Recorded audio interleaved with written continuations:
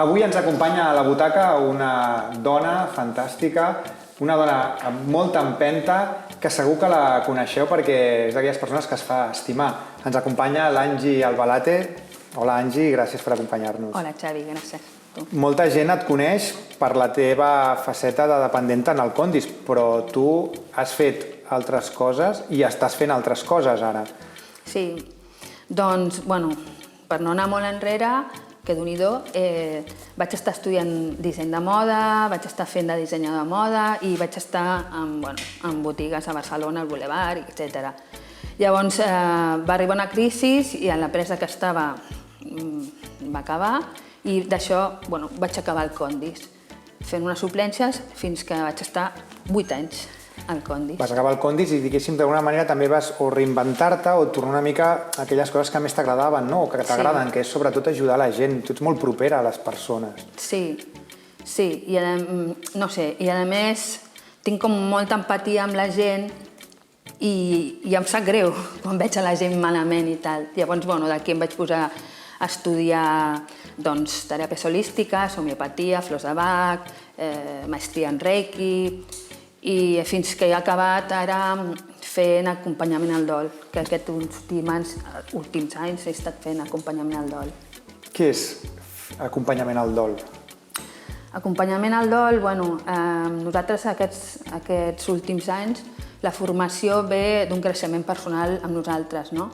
Però llavors, per estar, diguéssim, preparada per poder acompanyar algú a l'última fase de la seva vida, en els hospitals o tal, o persones que estan molt malaltes, o grups, que és el que ara estic fent. Tot això és voluntariat, Llavors, ara estem fent, ja he començat amb una altra persona a portar grups de dol, doncs en el meu cas estic amb viudes, i viudes, però són dones, casualment són dones totes, però sí. Perquè també enllaçant, no, aquest mes, el 8 de març, el mes de la dona, són tasques que majoritàriament acabeu fent les dones. Per què? Doncs mira, això és curiós, però és que el que és el sofriente, diguéssim, el que pateix el dol i el dolor aquest, normalment també van majoritàriament dones. No se sap per què, però... I a la formació també som dones, o sigui... Sí que hi ha algun noi, però és raro, però... I a més, amb totes les circumstàncies, amb tot el que està passant amb el Covid, tu també, que tens molta empatia amb les persones, com has viscut aquest any que veus que la gent pateix molt, el Covid? Molt. No només per la pèrdua d'algun familiar o d'un amic, sinó psicològicament. No, psicològicament la gent està molt desequilibrada. O sigui, clar... I tu ajudes, no? O sigui, tu també tens una part de faceta, que deies abans, que t'has format també per ajudar a moltes persones que realment ho estan passant malament. Sí, perquè realment és que la gent està... Hi ha molta gent que està sola a casa, que no ha vist ni els fills, no ha tingut contacte amb res, ja no tenen ni... Bueno, el d'abraçar. Hi ha molta gent que sí que s'abraça, però hi ha molta gent que no s'abraça i això, o sigui, els porta amb una tristesa interior, amb una tristesa i que al final estan una mica al límit d'agafar una depressió, saps? I relacionat amb l'entorn nostre, que és el de Rubí, creus que la ciutat que tenim, l'estructura de la ciutat, una ciutat potser no tan verda i més grisa, tot això també influencia a l'hora de viure la Covid o d'afrontar-s'hi? Sí, clar. És que el contacte amb la natura és molt important. I respirar, i les mascaretes, això també, oxigenar, però els espais verds sí que hi ha molta gent. Ara s'ha notat, perquè hi ha molta gent, jo vaig amb els gossos, que molta gent també em coneixerà perquè vaig amb els gossos, i que és un altre del que també estic estudiant últimament. Però, la gent ja va a Can Cercavins, a Can Oriol, i es mouen famílies, a vegades veus famílies senceres. Estem una mica redescobrint la nostra ciutat, i també estem redescobrint potser que aquesta ciutat que ens agradaria poder-la viure encara més, i els canvis que... Sí, I és que, clar, no tenen no tenen on anar. Vull dir, la gent que es reunia a dinar o anar a un bar o alguna cosa, doncs ara van totes, inclús grups de noies, les mares amb els nens i tal, i van a caminar i descobreixen. Hi ha molta gent que m'he trobat i em diuen ostres, és que en la vida he descobert Rubí com ara. O sigui, igual tenen 30 i pico anys, 40.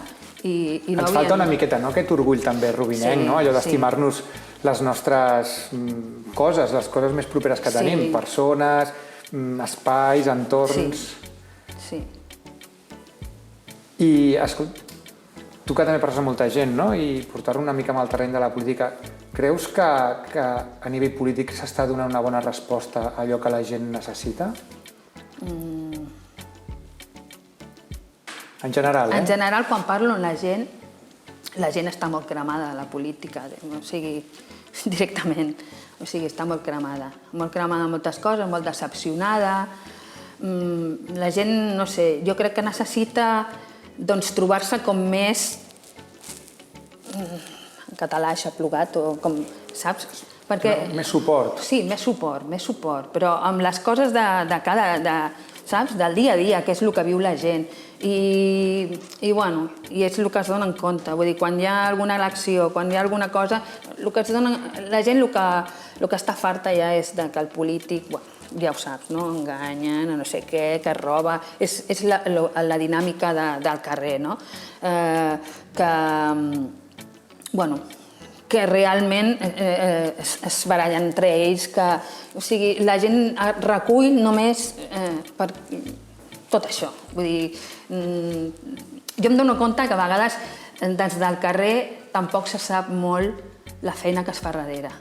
O sigui, perquè es fa molta feina, també. Potser ens cal a tots plegats una mirada més humanista, una mirada més pensant en l'altre que en un mateix. I potser això s'aplica a totes les circumstàncies de la vida i el primer som els representants, que tenim potser una responsabilitat més pública.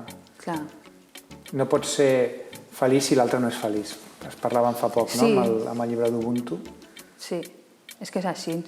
Perquè jo veig que cada vegada, i més amb la situació que estem visquent i tal, la gent, la tele, les notícies, estan com molt, vull dir, és que encara cauen més, picats. O sigui, la gent està desencantada. I per això és molt important poder tenir gent, persones com tu, que fan aquesta tasca, que es desprenen cap als altres, amb aquesta empatia, i una mica la ciutat també ens agradaria que fos així com ets tu, l'Angie, amb valentia, oberta, pensant en els altres.